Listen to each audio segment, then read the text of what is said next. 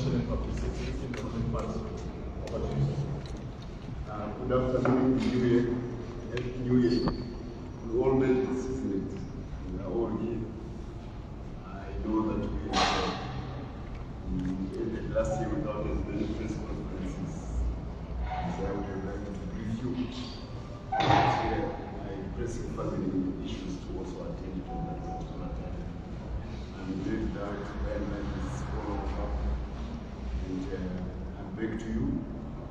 And also the fight for the evidence about the revolution is back with our president having assumed his duties, his official duties, after a well-deserved leave, which was of course punctuated with a lot of statecraft, including regional diplomacy along the way, as he continues to uplift the name of Zimbabwe among African peers, but also on the global stage.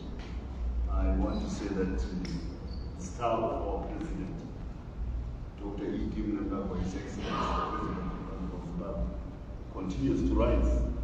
And it was a remarkable thing recently in Dar es Salaam when two major regional blocs sit together, the East African community and the Southern community, to try to address the issues of our important neighbor, the DRC, and their contentious acrimony with Rwanda. And all the heads of states who were there, including the President Museveni, the doyen of African unity, says it was only possible because Zimbabwe convened. Otherwise, we would not have such a meeting of African heads of states. So here we are, African solutions to African problems, and Zimbabwe being at the forefront of that mantra that we can solve our issues. And we are also very happy that in Mozambique, the situation has calmed down. The president took his office of oath, and the detractors who were clamoring for regime change, Zimbabwe G40 style, are nowhere near anywhere in Maputo now. There are still some residual issues because we have a huge unemployment of people. It's an African problem, and we need to address it. But by and large, we are very happy President Chapo is in charge. By the way, he is the first leader from Mozambique to come from an area contiguous to Zimbabwe. He comes from Sofala. And last time he was here, he and his moves with the Bira music, you could almost think that he could have been from this side of the border. So I think the relations between the two countries are going to take a very good turn because our regional, our neighbor, in terms of politics, and in terms of provincial affinities with Mozambique, this is the first time we are aligned. Mozambique is a unitary state. Some come from the north, like Lucy, and a couple come from the south for some time. But we are happy that Central Mozambique is now President Chapo, and it is coming at a very timely time, a timely occasion, because the economic nexus, economic evolution between the two countries is going to get closer and get very, very exciting. The main reason why I'm here today is to address an issue which is topical, but which is perennial, and it is the issue of title deeds. You know that recently our president started issuing title deeds to the beneficiaries of our irreversible land reform from the year 2000. There's been some gnashing of teeth since he started doing that with the erstwhile holders of white title deeds from the settler colonial era, fretting that maybe the advent of the new title deeds impinges upon the global compensation agreement which they are negotiating with the government. I want, as a Zimbabwean citizen, because they are fellow Zimbabwean citizens, to assure them that our president negotiates in good faith. He negotiates according to the Constitution of Zimbabwe. And the Constitution of Zimbabwe says that they will be compensated for the loss of improvements on the land on which they were moved, not on the title, but on the improvements. Yes, negotiations are ongoing. We do have budget constraints, but some of the payments have started being given. And the main point is that our president assures our white compatriots in the global compensation agreement that he is negotiating in good faith. And whatever may arise out of that negotiation, which may be the basis of misunderstanding or contention, he is always happy to have it brought on the table so that as Zimbabweans, we do find a common solution to what is essentially a very contentious and difficult issue where history collides with the population matrix of the country and the colonial era injustices meted out to our people. It's not an easy solution, but ZANU-PF has never been shy from addressing very difficult and important problems. As a party, we have a history, and we think a way will be found. Why am I raising the issue right now? We are aware, as a party, that since President Trump made an announcement about South Africa, about the land in South Africa, and we do have our opinions, but this is a matter which is now talking about between two nations, South Africa and Zimbabwe. We do have our opinions as Zimbabwe as a sister ruling party to ANC, but at a time like this, we prefer to keep our opinions to ourselves and to try to let diplomacy get a chance to resolve contentious issues between two sovereign nations. So we want to abstain from an engagement in that debate, although there are affinities, but the affinities does not mean there's congruence. There's no congruence between Zimbabwe-led person and South African-led person. The South African-led person has been treated as an internal matter between South Africans. We have a different land problem. Ours was a colonial imperial-led problem. There is a colonizing power which gave a charter to a private company called PSA Company to come to Zimbabwe and start possessing land. The charter was signed by the Queen of England, Queen Victoria, and it was given to Cecil John Rhodes. And an army was sent here to occupy Mashonaland and Matabeleland, away from Lopekula, our chief, away from Ashayamombe, away from all the other chiefs who would later carry out the resistance against Cecil John Rhodes' marauding pioneer column. So even when we fought, we knew that the legitimacy of this country was impinged upon by Britain.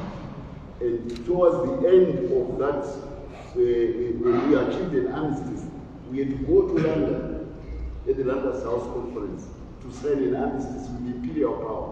And they had to restore their government to come and shepherd the transition process in Zimbabwe.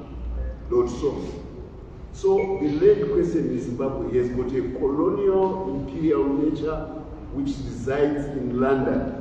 It is not like the South African issue, which is an internal South African affair, because Afrikaners are Africans and we consider them as Africans, and they also want to be considered as Africans. So this is the nuance which is different from the land question in South Africa. The reason we are saying so is that each time there is some rumpus in Washington about Africa, and the president of America is facing the prospect of having to renew the executive sanctions against Zimbabwe about this time of here. You understand? A lot of excitement starts emanating from opposition circles in Zimbabwe. And I don't know whether you have the news day today, where you can see the opposition, Mr. Bit. He is now starting to make comments about Cde GEZA, about Zimbabwe. And yesterday we know for certain that they convened a meeting in South Africa, at the South African, at the US Embassy in South Africa, all in an effort in trying to whip up emotions about Cde GEZA and the land in Zimbabwe, so that somehow the oversight, which they believe is an oversight by Trump, when he singled out and called out South Africa, it can be corrected so that Zimbabwe somehow must be found in the words of the President of America. They just want Zimbabwe on the yoke. They just want Zimbabwe to become the attention of the American president. Gratuitously and unnecessarily. Why? Because they believe that if America can do something about Zimbabwe, it can speed up the prospect of them getting to power, sneaking through the back door of foreign support rather than through the front door of electoral politics in Zimbabwe. So these are Zimbabweans who are trying to stir up a situation between Washington and Harare, when Washington, for its personality itself and the American president, did not feel that there was an issue between Zimbabwe and Washington. So we have to put it on record. There are no parallels between the Zimbabwe-led question and the South African-led question. There isn't. And Mr. Binti, you should stop trying to be peevish. That's what is new. This is like a child who always tries to cry when the aunt comes from town. And he knows that the aunt is coming in February because sanctions are going to be removed. So I must somehow get the attention of the American president. And they were also trying to galvanize the Zimbabwean farmers, white farmers, some of them, to become part of this bandwagon. So they were being forced to go to South Africa and join this movement to say somehow Zimbabwe must be included in the bilateral dispute which is now broken out between Pretoria and Washington. No, we are a sovereign country, our issues are different, and we would like to keep our relations with America as best as they can be, even under the circumstances. And our sincere hope is that President Trump, who is going to be made to remember the executive order of sanctions against Zimbabwe, may actually be made to forget them when the day comes in March, and the executive order is not renewed. This is the ball of contention. This is what's calling it. But it's not only him. This agitation may also involve Xavier Kashukwere.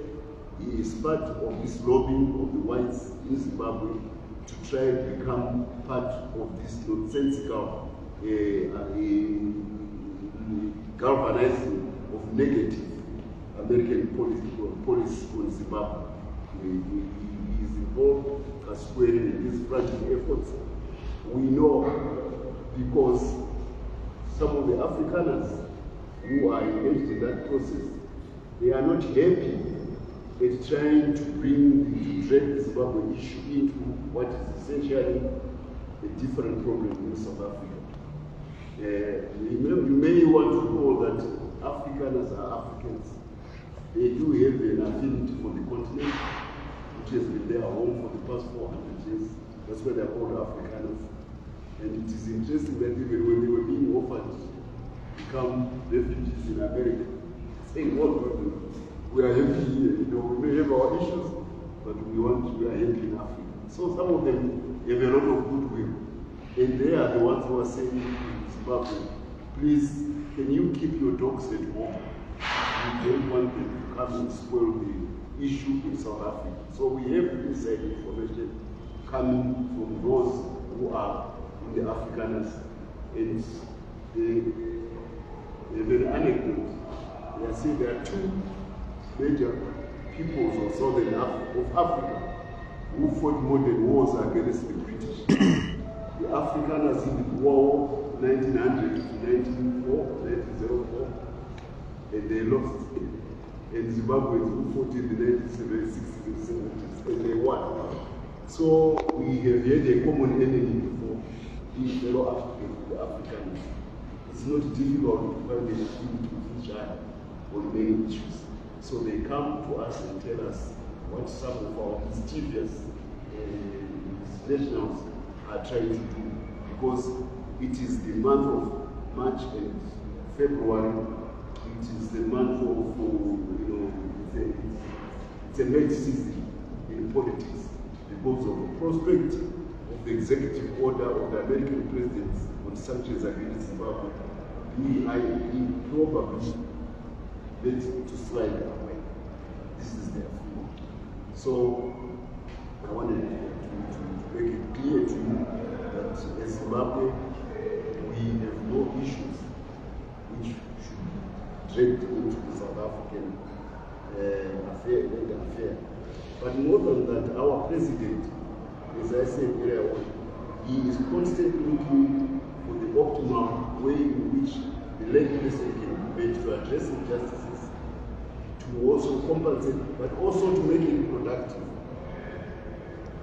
For some time, we have been looking at models from other countries which we consider how our land question can eventually be optimally resolved. Surprise, surprise. There has been an engagement for quite some time, including with the late parents' chief, Honorable General, was the Minister of Agriculture, with, of all countries, Germany. Germany has got a template of land reform, which could very much apply to our situation, because the German template of land reform after the unification of Germany in 1923, remember there was East Germany and West Germany, they had to go through a land reform which is to address what had happened, including the communist dispossessions after Germany became part of the Soviet Union. So they got a layer of contradictions in their land policy, which they had to resolve after the unification. And they created a bank, I think it's called BVVD, to resolve those issues. And the beauty about their solution was that because there was no king appointing, there were Germans coming together. It was holistic and inclusive. I think it is called BVVG. It's called the German Land Reform Agency, and it is led by Mr. Jens Eggen von Annu. He is one. This land reform program has done good to Germany. And at the end of it, it has resolved all the issues among the Germans from the east and from the west, and for those from the past and from the future. All the conflicting land titles were resolved to the extent that now the bank itself is even profitable. So this solution has been before the Zimbabwean government when competition was there, and there may be an interest to see whether we can go the same way. Why are we highlighting this? Is the president continuously looks at the optimal way to resolve land issues in such a manner that we can maintain productivity, raise profitability, increase viability, but at the same time address both colonial injustices and issues of compensation for those who may have bought the land, who may have developed it when they were not original colonized or occupied the land. This is why I keep emphasizing that the president is acting in good faith. And my appeal to white Zimbabweans, those who are being tempted to go to the G40 meeting is to stop it. Please, let's come and talk at home. Don't try to stay in the port in order to please foreign interests, which are fleeting, because at the end of the day, we still have to confront those problems when the situation is not being properly resolved at home. Let's look for definitive solutions here at home and outside. So this is our appeal to our white community. Don't be abused by failed politicians of the type of Mr. Cde GEZA and Mr. Kasukwe. Incidentally, they are also trying everything to see whether they can cause commotion within ZANU-PF, the same people. They don't want to form their own parties and build them and disintegrate them. And this young man seems he possesses a party which was founded and grew when he was in his mother's womb, Kasukwe. He thinks he is the owner of that party, and now he is able to merit to start calling out for what he considers his goals in ZANU-PF. I do hope that those comrades who are being called as goals by Kasukwe will have the courage to stand up and say we don't have anything to do with it. Because he's starting to sprinkle some names, including very important, very high-level names, to say they are part of his bandwagon. He is desperate to somehow tempt and tantalize America and Trump to come and do something about spam. When it was the Biden administration, they knew each other from the time when sanctions were passed in 2002. Biden was one of the signatories of this therapy. Clinton was one of the signatories of this therapy. Obama was one of the signatories of this therapy. So they were comfortable with the Democrats who were in America because they were fellow bandwagoners. They were in the same bandwagon about sanctions against Trump. Now, Trump is a world war. We don't know. So they are fretting about where the dice may fall this time. That's why this is such an agitation. And it is coming at a very wrong time. There was an institution which was so busy stirring up bad politics in this country. It was called USAID. It operated from the American Embassy. And it operated autonomously from the American Embassy. It was American foreign policy privatized since 1961. And USAID was the scapegoat for all sorts of Canada. And I don't know how many people have lost their paychecks. I hope some among you have lost their paychecks. Because Trump comes and then Elon Musk comes, he says, close the door, shut the website, all the cover for nonsensical things, we're doing health, this, all that, but they are not interested. We know what we're doing. So USAID has been shut globally. And it is a very Zimbabwean politics.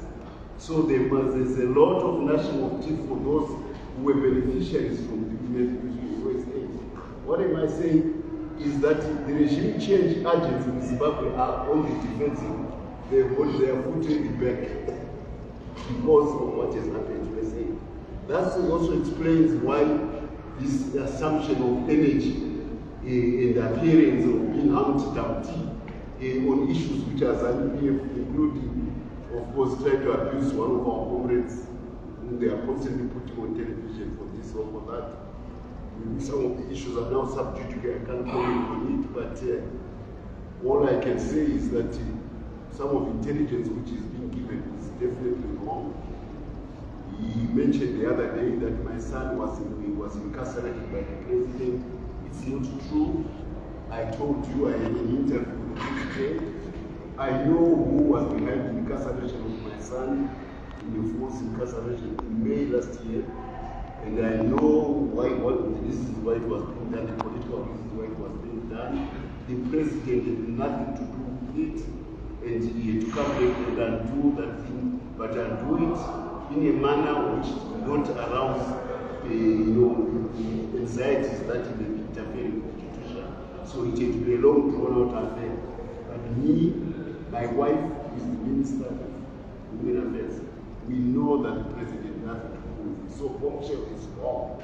Comrade bombshell is wrong to try to accuse the president. It's not true. Rather, the people who are telling him to go on television are the ones who are behind the persecution of my son. So I'm surprised for a field combat officer. He normally has got very good intelligence because he wouldn't have survived the war. He's a guerrilla fighter if his intelligence was faulty. I don't know why he is being misled and being given chicken. It's in intelligence protocols. What is being given is called a chicken. That my son was incarcerated by the president, and that I should not have a relationship with the president because he incarcerated my son. It's not true. I want to put it on record. And I just want to say, I worked with him very well when the war veterans association. He was in charge of my business unit. And together we are the ones who put for Manise, the steel plant to be there with him. He was the promoter of that business unit. That steel plant today is making ArcelorMittal in South Africa prove we are now the champions of steel in Southern Africa. I was at ArcelorMittal 2-3 weeks ago, meeting with the executives. We are now looking at how the two countries, two sectors can coalesce because Zimbabwe has stolen an edge in terms of steel production in the sub-region, whereas in sub-Saharan Africa. I did that project with a lot of support from the war veterans. It is one of the reasons why we fell out in Mugabe, because he didn't want that project since 2014. Cde GEZA was my team, was my business development manager. All I can say to you, we are making new headway of Manise. We are going to become a major steel fabricator downstream for Southern Africa. A lot of widgets shall be made in Zimbabwe for the Zimbabwean market, for the regional market, and for the global market. And the South African car industry, which uses a lot of steel, is celebrating in the prospect of having good quality virgin steel from Zimbabwe. And you know the South African car industry is big. So there are very good reasons why we may come together with South Africa and make the railways talk to each other, make the roads talk to each other, have a common tariff regime between the two countries. Because pound for pound, in the whole world, there's no region which should produce steel cheaper than Southern Africa. All the resources for making steel in Southern Africa are within proximity. Our competitors are China. They have to get their steel from Brazil 12,000 kilometers away. They've got to get their iron ore from Australia 8,000 kilometers away. They've got to get their coal, their iron ore from South Africa 10,000 kilometers away. They get some of their nickel from Indonesia 4,000, 6,000 kilometers away. And China still becomes the cheapest steel producer in the world because of their cheap power, energy which they have. In Southern Africa, not only are all these things within proximity, and I was surprised you, at Manise, the mine is 7 kilometers from the blast furnace. 7 kilometers from the blast furnace. So in terms of input costs to produce steel, no country should be better than Zimbabwe. And the coking coal is only 500 kilometers away from Wangi. And if we have a straight line, it can even be shorter, between the Manise, and it will come, that railway line. So if we have all these ingredients for making steel within close proximity, and then we have the Zambezi River with all its cataracts from Victoria Falls to Panampua and Barajem in Mozambique, using the same water several times to generate electricity. Then we have the Cabo Delgado gas in Mozambique, and maybe the prospect of Zarabani gas. So we should also be able to match energy costs, even outmatch China. So if we work together with South Africa, we should dictate the price of steel on the global market. This is the direction which our President Ramaphosa are taking, and it will be the main agenda of the new year. How we integrate our two economies using the steel industry. Because there is a template in history. 3 times Germany and France fought along their border for Alsace and Lorraine because they were fighting for coal and steel and iron ore. 1970, 1914, 1939. 1951, after the Second World War, they saw their fall. They decided to have a Franco-German steel union, and they started cooperating. The EU today comes out of that union. So we have got some good things to learn again from the Germans. We want South Africa and Zimbabwe to work together in the steel sector. And we have also the Mozambique bringing in the logistics just like Rotterdam was bringing the logistics to the steel industry of Europe. So this is the way we want to go. The agenda of the president is going to shift away from this useless heat about who should be successor or not, because that was resolved at Bulawayo conference. And if ever there is a way to go, it will be another congress by the party, as the president said, he will not anoint. But we don't want to be given agendas by people who want to hoist succession agendas as a perpetual item agenda. It's unfair and cause confusion. No. The president won't go back to work. And you saw it in his minister's address when he opened cabinet a few days ago. So this is where we are going, with the president. It is to make sure that we refocus, we have to address burning issues which will make Zimbabwe be a modern country. And because steel is to what countries are, that food to human beings is steel to nations or countries. We now have steel. There's nothing to stop Zimbabwe from going forward. We are also looking at the prospect of forming a business council, a Southern business council with the and we are going to tap only the global exposure of renowned African businessmen, because they are Africans. Some of them have done well. Elon Musk has done well. Koos Baker, the one behind Tencent in China, has done well. We have many others, Andre Kina, who works for Space Shuttle. Space Shuttle in America. This is the cadre of African businessmen from this continent. We have done well. So we would want to take on the success of the Africans on the global stage. But this time we want them to apply their expertise to make sure that Africa gets the capital which it needs. We want them, Africa to become the avatars of capital for Africa.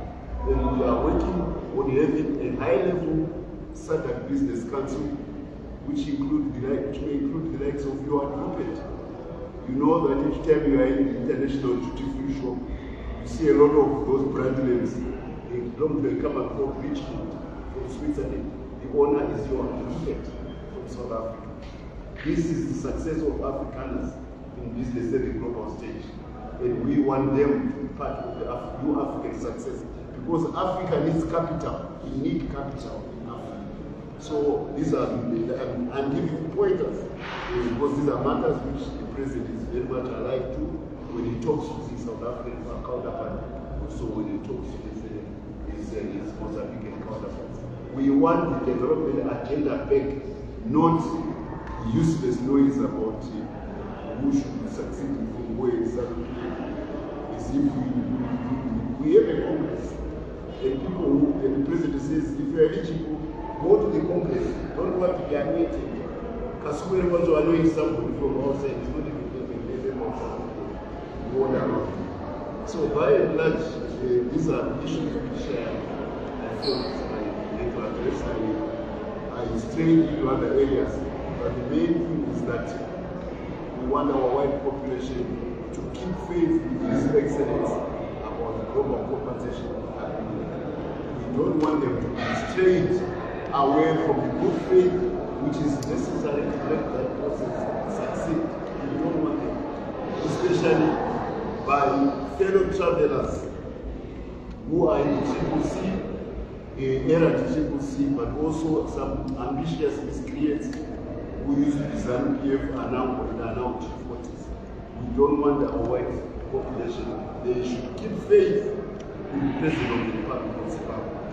And we should work together in good faith to look at optimal solutions so that then Zimbabwe can resolve historical issues, address compensation issues, and deliver prosperity to the people of Zimbabwe. Because I was being told by the German expert I told you I referred to earlier on from that BVEG. He says there are two countries whose agricultural sales are known for their fertility. One is Ukraine, which is under land mines, and the other one is Zimbabwe. Our land productivity is legendary. It is the staff of agronomists in some of the most prestigious institutions of tropical agriculture in the world. including the Dutch tropical decision of agriculture. Zimbabwe soils and their products are legend. We want them to deliver that prosperity to the people of Zimbabwe. So, on that note, I want to say we are very happy with you coming along. And by the way, Elon Musk is now a cabinet minister in Trump's government. Go back when the issue of Starlink was alive. Our president negotiated and got Starlink in Zimbabwe. Direct, not through a switch of a particular gentleman who wanted to become the agent of Starlink in Zimbabwe. The argument for my president was saying, well, if Starlink comes like the sun from God, and if Starlink comes like rain from God, why should it come through the switch of a certain particular cellular company? I am the one who is elected. That's why he signed the license himself. Because he is the representative of the people of the world in Zimbabwe. Because Starlink is like descending on Zimbabwe like God's gift. So let the man who is elected be the one who is the signatory to the license. So Elon Musk is probably very happy from a business point of view in Zimbabwe. This country, his company is doing very well. I hope all of those who are in the rural areas now can also start it very soon. I'm told Starlink will be coming even on our SIM cards. You won't even have to have that, to have a landing part. So we do have somebody who is in the cabinet of Trump, who may not be necessarily happy about Zimbabwe. And this is what is holding those in the opposition and in the G40 who felt that they already go into what happened when the Democrats were in charge, just as well that woman has lost. Really, I think. Are there any questions?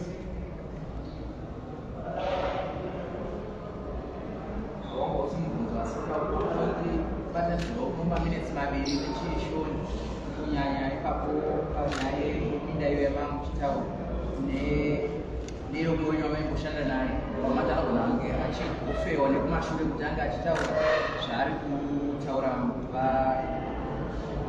pamutsvako ndatenda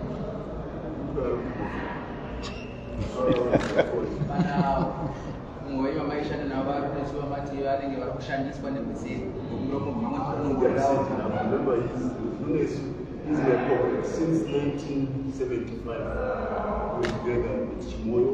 We trained together, we fought together. We went for additional training in Romania, I went for additional training in Kosovo. And we worked very well together. I'm now I've got a lot of angst about where he's been now. Like, obviously, for Nigeria. And like I said, I have to do this that we've finished work. Prospects are just opening up. They started production. There's a lot who's going to change for the life of people. Young people are going to listen to this system for the global market because all they now need is the machines from Japan, from Korea, from China, from Turkey. With Turkish delegations here, they want to production in Zimbabwe. These are modern, high quality jobs for young people. Barry will still be working from 7 to 5. And then people go to relax. And on Friday they get their paychecks and they go and enjoy the nightclubs. We have a workforce, an epic workforce right out there because of what's happening in the state sector. So, I don't know the other issues which may be bothering you, but definitely we the workers and always remember to do what we should do. We don't want to do that. We don't want to do that.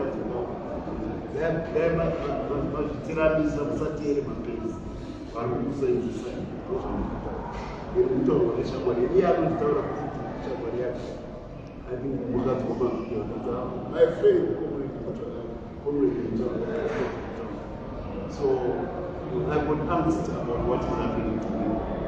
That's all I can say. And those who are abusing, I want to tell you, most of them are vakanotienda kuibya vari vakuzorevo vakunyuka kuvari maprofits ivo vakauya kuno ku1978 vaenda kulibya 1979 ndovakutenderera vachitenderera imberi panopa pane headquarters maprofits vachida kunyika kutora history vari machefu maprofits kutopa corruption bribe on his coattails as a genuine format and abuse vamwe vacho kutaurira hodu yanga iri kumozambique vakazouya kumozambique vachibva kutanzania kutraining vanga vari kutraining kutanzania hakufiwi kutraining hakuschool kuna chikweya hakufiwi kwatakanga tiri kumozambique kufurani kunofiwa so some of them vakaita survive vari mudzimwe vasiri muhondo who attended the war but did not fought are the ones vakuda kuita abuse their titles as comrades. In fact, for your own information, that was what was the main problem in 2017. An attempt to usurp, to move the leadership of the army, war leadership of the army. Vakanga vari kuMozambique. Nevapa vanga vari kuchikoro zvetraining in Tanzania. I won't mention my names, but we have an army which fought, it has integrity, it is committed to Zimbabwe people, and it will always stay committed to Zimbabwe people. But every day, vekuami vazoti, vakunosiya vanhu vada kunyepera we know that army because some of us never left Mozambique from day 175 when the war started. Ichitangwa nevanhu vakabva kuTanzania kumapindu vakauya neshipinozi mapinduzi 700 vakatitrena isusu vakauya kumusha kuzotanga hunde vakakumukakao ndo maheroes atinoziva vanhu vehondo but everybody vanotane vakapfekedzwa uniform mazuva ano vakuda kusvita hatifiri kunge mageneral takairwa hondo ibedoitwezi inoicha vafa white farmers white farmers vari muzimbabwe vechirungu muri kutaurirana napresident pane nyaya yeglobal compensation agreement muri kutaurirana semazimbabwes tine godo rekuti nyika yakabunza yechirungu iriyo yaitonga mazuva iyoyo yainzi britain iriyo yakakutumai yakasimuka yokutiza iyi saka iye zvino sevanhu vagara muzimbabwe sevanhu vechizvarwa chemuzimbabwe tiri kutaurirana pachedu tidai taita sei tawirirana musaseenzeswe nanabiti nanakasweri vane hondo dzavo dzekuti dai amerika yaramba yakadzvinya huru yakabata yakabata uropa muzimbabwe tasvika muna machi february gore president weamerica ari kutarisirwa nemasanctions aya anonzi ezimbabwe angangoti akakanganwa musiwo kana achina bake boMr Trump angangokanganira saka vari kutyanya biti kuti pamwe president weamerica angakangana saka vari kuedza kuvhurumutsa kuti wewe kuna masanctions ezimbabwe dai waasaina ndosaka vari vanokuumbudzana neno varungu vomuzimbabwe kuti muende munoseenzeswa kupinda nyaya dzekusouth africa dzavari kunisanawo nenyaya dzekusouth africa dzakasiyana netsika south africa haina kumbogara iine colonial power isu ino muzimbabwe taive colonial power inonzi britain united kingdom ndo yatiine godo nayo ngatinanziridzei nyaya dzedu pachedu chakafudza dzepachii mateka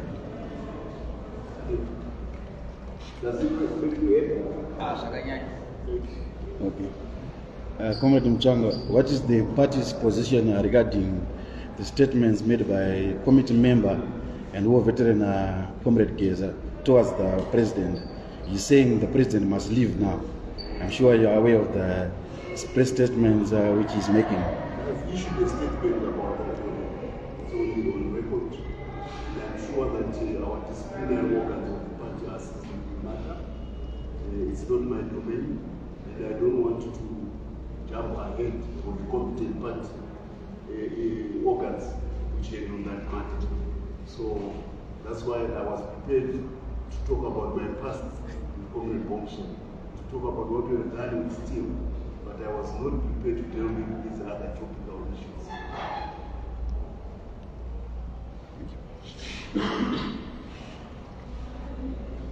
Any other question?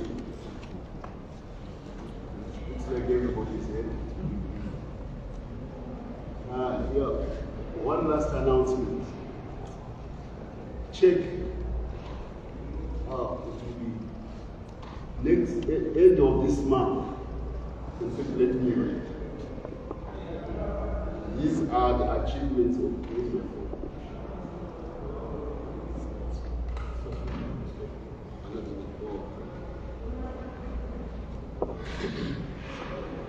This is breaking news.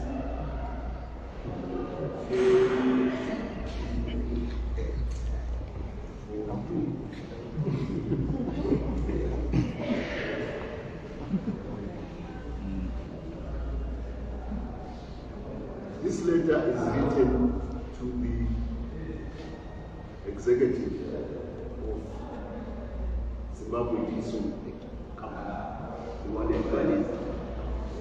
It is coming from an organization called Top 100 Emerging Global Business 2025. This month, end of this month, 28 February to 1st March, they are giving awards. Do you know when they are being given? The House of Lords in London. And who is one of the qualifiers?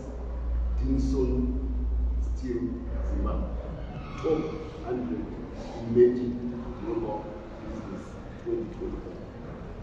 These are the strides which President Mnangagwa is making for this country. This is in the House of Lords. This is not in Beijing, China. This is in the House of Lords. So let's not distract our president from doing things which Africa has never seen before.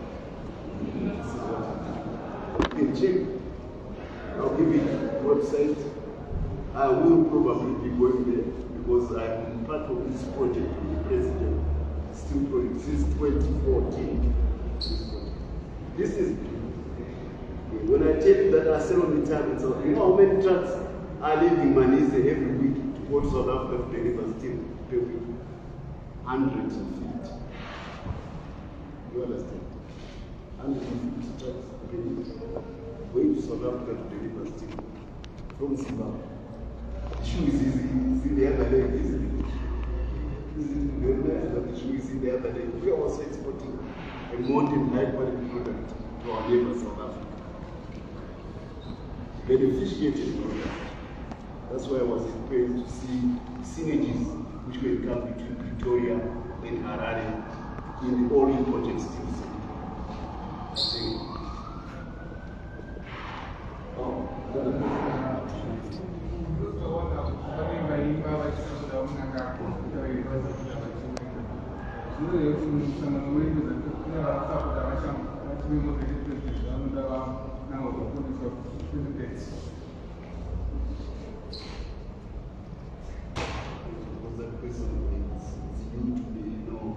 Try to focus on things which have consequences. I don't know whether that is it. I'm not being trained, but I'll try to give it attention. Can you wait for minutes?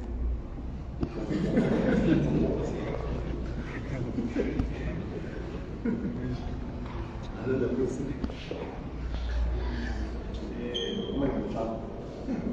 Takaona kuti pane mafanzi ari kuchenjera maprojects achikwamawo veterans. Ndauza kuti chirongwa chachagara chiri kubereka kuti chaitwa speed up kuchema chamawakonzervation. I know that the president has become initiated with the issues of war veterans. And a lot has been done by the president about the war veterans. And incidentally, on all these projects which I'm talking about, because I'm the driver and I wish to be the chairman of the war veterans, I'm very much seized with what will happen to the war veterans. Because they were the promoters for some of these major projects. The steel project in particular, war veterans have been on it since 2014. We are going to have a town of 150,000 people in the next 5 years. We have to connect the railway line from Manise to the South African railway system. Because right now 150 trucks carrying steel to South Africa are destroying the world. We need the railway back. These are major projects. We have to get the ports in Mozambique to function. Because Manise is going to 10 million tons of steel per year. We will be bigger than in the what Ukraine was. These are projects which are going to urbanize this country. Nothing urbanizes the country, no, the move from rural people to town people. Still is the major factor of urbanization. Look at the infrastructure which China is providing. It's because of steel. Now we have it in Zimbabwe since the beginning of this year. On a scale 10 times bigger than Cisco, 20 times than Cisco. So there are opportunities now for my war veterans because they were the champions. One of the reasons why they fell out with Mugabe was because he was refusing these projects. So I said to the war veterans, I am alive to what you did. I may not be in government, but I may be part.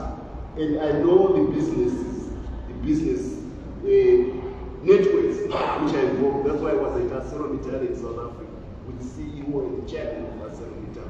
I have the network to make these things move forward. That's why we are going to London to go and present to get this award. So let's not lose faith in each other. Let's keep faith in each other. It may have taken us too long. Unfortunately, some of the war veterans in high positions who are most opposed to this project, who are associated themselves with opposing this project, are the ones who are misleading the other war veterans to say, I'm not terminating on a president, I'm not terminating on a president. I will tell you, in this 2-3 months ago, a major security institution wanted to close Manizi.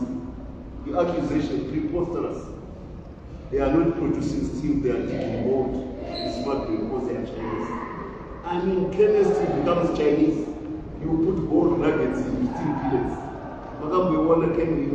You know the periodic table. But in organization, actually descends upon one and starts threatening everybody, the left, right, and center. A project which the president has been promoting since 2018.